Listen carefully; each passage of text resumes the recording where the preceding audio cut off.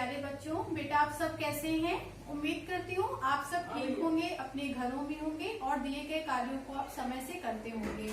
तो class second बेटा आज हम लोगों का हिंदी साहित्य है, जिसमें आज हम लोग पाठ 15 पढ़ेंगे और पाठ का नाम है आगे बढ़ते जाएंगे। ओके, ये एक कविता है, तो इसे हम सबसे पहले इस कविता को पढ़ेंगे। तो आप लोग अपनी हिंदी साहित्य की बुक निकालिए और पेज नंबर 109 ओपन करिए। पेज नंबर 109, ओके 109 आप लोग ओपन करिए और पाठ का नाम है आगे बढ़ते जाएंगे। तो इस कविता में क्या है कि देखिए, पहले हम आपको बता रहे हैं, प्रकृति के सभी अंग सूरज, धरती, नदियां, वृक्ष आदि हमें सदा आगे बढ़ने की प्रेरणा देते हैं। मतलब कि प्रकृति के जितने भी अंग हैं, जैसे सूरज, धरती, नदियां, वृक्ष, ये सब हमें आगे बढ़ने की प्रेरणा देते हैं। बहती नदी को देखकर आप कैसा महसूस करते हैं? जब नदी बहती है तो हम कैसा महसूस करते हैं कि हम भी नदी की तरह आगे बढ़ते चलें। ओके, हमें बिना घबराए सदा आगे बढ़ते रहना चाहिए। तो इस कविता का मतलब यही है कि आगे बढ़ते जाएं, मतलब हमें अपनी जिंदगी में हमेशा आगे बढ़ते रहना है। ओके, तो इसमें अब हम लोग क्या करेंगे, सबसे पहले कविता को पढ़ेंगे, जिसमें है कि हम आगे बढ़ते जाएंगे, मुड़ के ना पीछे देखेंगे। हम आगे बढ़ते जाएंगे और मुड़कर कभी पीछे नहीं देखेंगे। सूरज क्या पीछे जाता है, समय लौटकर कब आता है। धरती घूमती रहती है, हम आगे बढ़ते जाएंगे। मतलब सूरज क्या पीछे जाता है, समय लौटकर कब आता है। समय अगर बीत जाता है तो कभी वापस नहीं आता है। धरती घूमती रहती है, हम आगे बढ़ते जाएंगे। फिर वृक्ष ऊपर को बढ़ता है, वृक्ष हमेशा ऊपर ही बढ़ता है, कभी घटता नहीं है। नदियां आगे को बहती हैं, चिड़िया आकाश में उड़ते हैं, हम आगे बढ़ते जाएंगे। पर्वत जितना ऊंचा मन, हर पल हम रहे चेतन। पर्वत जितना ऊंचा, हमारा मन इतना ऊंचा हो जैसे पर्वत होता है, और हर पल हम रहे चेतन, और हर वक्त हमें चेतन रहना है। चेतन का अर्थ होता है सचेत रहना है, मीन्स जागरूक रहना है। कठिन लक्ष्य भी पाएंगे, और हम कैसा लक्ष्य पाएंगे, कठिन लक्ष्य पाएंगे, हम आगे बढ़ते जाएंगे। ओके बेटा, तो ये हम लोग की कविता थी। उम्मीद करती हूँ आप लोगों को समझ में आई होगी। तो इस कविता में अब हम लोग क्या करेंगे, कठिन शब्द। तो आप लोग अपनी हिंदी की कॉपी निकालिए, हिंदी साहित्य, और दिनांक डालिए और पाठ का नाम डालिए, आगे बढ़ते जाएंगे। जिसमें कठिन शब्द है आपका पहला वृक्ष,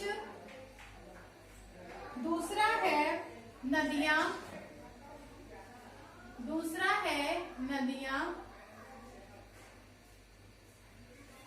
तीसरा है आकाश,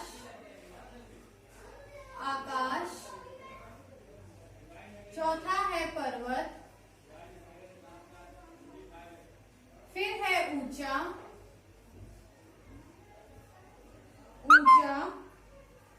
चेतन, कठिन, फिर आखिरी है लक्ष्य।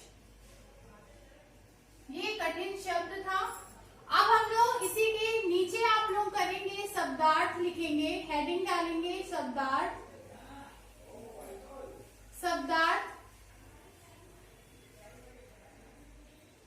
शब्दार्थ में आप हेडिंग डालेंगे और पहला लिखेंगे शब्द और दूसरी तरफ लिखेंगे अर्थ। शब्द अर्थ, जिसमें पहला है समय। समय का अर्थ क्या होता है? समय का अर्थ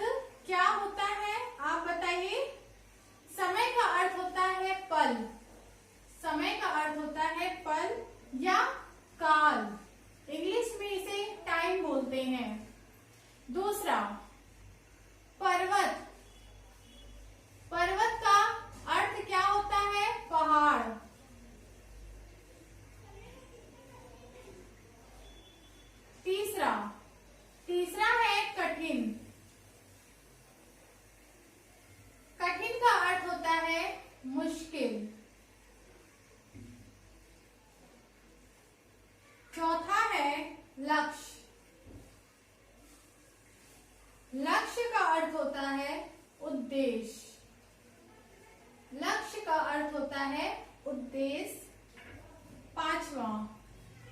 पांचवा है धरती। धरती का अर्थ क्या होता है? पृथ्वी।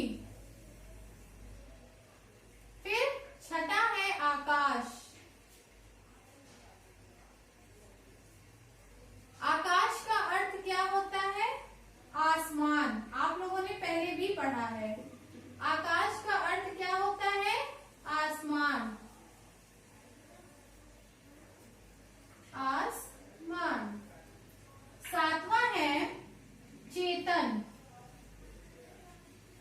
चेतन का अर्थ क्या होता है? सजग।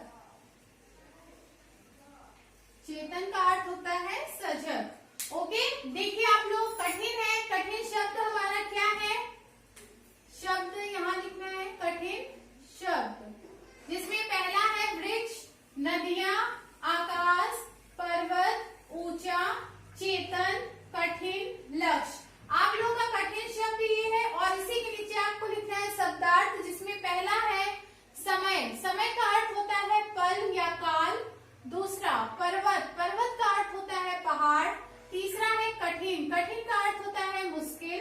चौथा है लक्ष्य। लक्ष्य का अर्थ होता है उद्देश्य। धरती। धरती का अर्थ होता है पृथ्वी। आकाश का अर्थ होता है आसमान।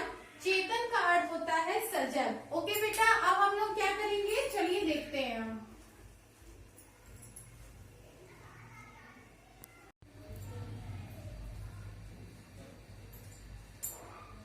ओके बेटा, अब हम लोग करेंगे प्रश्नों के संक्षिप्त उत्तर लिखिए। प्रश्नों के संक्षिप्त उत्तर लिखिए, जिसमें पहला प्रश्न है आपका, कौन घूमती रहती है? कौन घूमती रहती है? तो उत्तर हम लिखेंगे, धरती घूमती रहती है। रहती है। दूसरा प्रश्न है, हम कैसा लक्ष्य पाएंगे?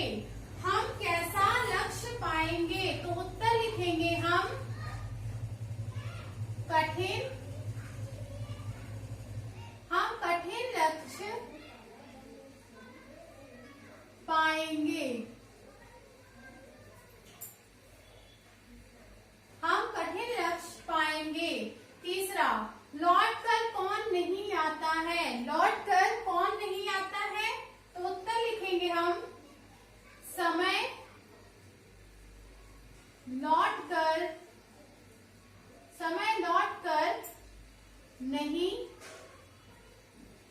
आता है। चौथा प्रश्न है, हर पल हम कैसे रहेंगे? हर पल हम कैसे रहेंगे? तो उत्तर लिखेंगे, हर पल हम चेतन रहेंगे। हर पल हम चेतन रहेंगे, सजग रहेंगे। जीवन में हमारा लक्ष्य क्या होना चाहिए? तो उत्तर हम लिखेंगे, जीवन में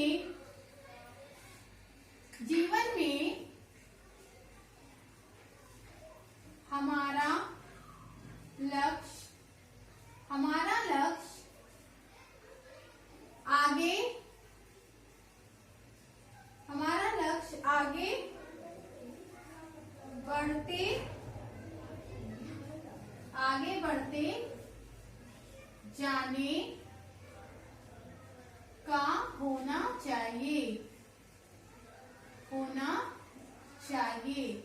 जीवन में हमारा लक्ष्य आगे बढ़ते जाने का होना चाहिए। ओके बेटा, कौन घूमती रहती है? धरती घूमती रहती है। दूसरा प्रश्न है, हम कैसा लक्ष्य पाएंगे? हम कठिन लक्ष्य पाएंगे। लौट कर कौन नहीं आता है? समय लौट कर नहीं आता है। चौथा प्रश्न है, हर पल हम कैसे रहेंगे? हर पल हम चेतन रहेंगे। फिर आखिरी प्रश्न है, जीवन में हमारा लक्ष्य क्या होना चाहिए? तो जीवन में हमारा लक्ष्य आगे बढ़ते जाने का होना चाहिए। ओके बेटा, और अब इस चैप्टर में आपका बचा है पेज नंबर 111 पे उल्टे अर्थ वाले शब्दों के जोड़े बनाइए जिसे हम आपको बताएंगे और आपको खुद से करना है। जैसे आगे, आगे का उल्टा शब्द क्या है? पीछे। तो आप पीछे से मैच करिए। ऊपर का नीचे, आकाश का धरती, कठिन का सरल, ऊंचा का नीचा, बढ़ना का रुकना। अब आपको फिर से बता दें, आगे का पीछे, ऊपर का नीचे, आकाश का धरती, कठिन का सरल, ऊंचा का नीचा और बढ़ना का रुकना। आपको इसे जोड़ा बनाना है। फिर पेज नंबर 112 पे आप देखिए, समान तुक वाले दो दो शब्द लिखें, जिसमें आपको क्या है? पहला है हम का इसमें आप लिख सकते हैं दम या सम, या आप कुछ भी लिख सकते हैं। हम, दम और सम। चिड़िया, चिड़िया का समान तुक आप लिख सकते हैं बिटिया, धनिया। मन, मन का समान तुक है धन और तन। धरती का चलती और करती, ये आप लिख सकते हैं। मैं आपको इसका नोट्स बनाकर दूंगी, आप लोग इसे अपनी कॉपी में लिखेंगे। ओके बेटा। फिर है समान अर्थ वाले शब्द लिखें, जैसे वृक्ष, वृक्ष का समान अर्थ है पेड़, धरती का पृथ्वी, सूरज का सूर्य, पर्वत का पहाड़। ये आपका समान अर्थ वाले शब्द हैं। फिर से मैं आपको बता दें, वृक्ष को हम समान अर्थ क्या बोलते हैं? क्या होता है? पेड़ होता है। धरती का पृथ्वी होता है समान अर्थ, सूरज का सूर्य होता है, पर्वत का पहाड़ समान अर्थ शब्द होता है। ये चैप्टर हम लोगों का पूरा होता है और मैं उम्मीद करती हूँ आप लोगों को समझ में आया होगा। और जो चीजें मैंने आपको अभी मौखिक में बताया है, आप लोगों को समझ में नहीं आया है, तो आपको इसका नोट्स हम बना कर देंगे, आप लोग उसे अपनी कॉपी में कर लेंगे। ओके बेटा। और आज के लिए बस इतना ही। उम्मीद करती हूँ आप लोगों को जो भी मैंने कराया है आप लोगों को समझ में आया होगा। ओके बेटा, thank you so much. God bless you. Thank you.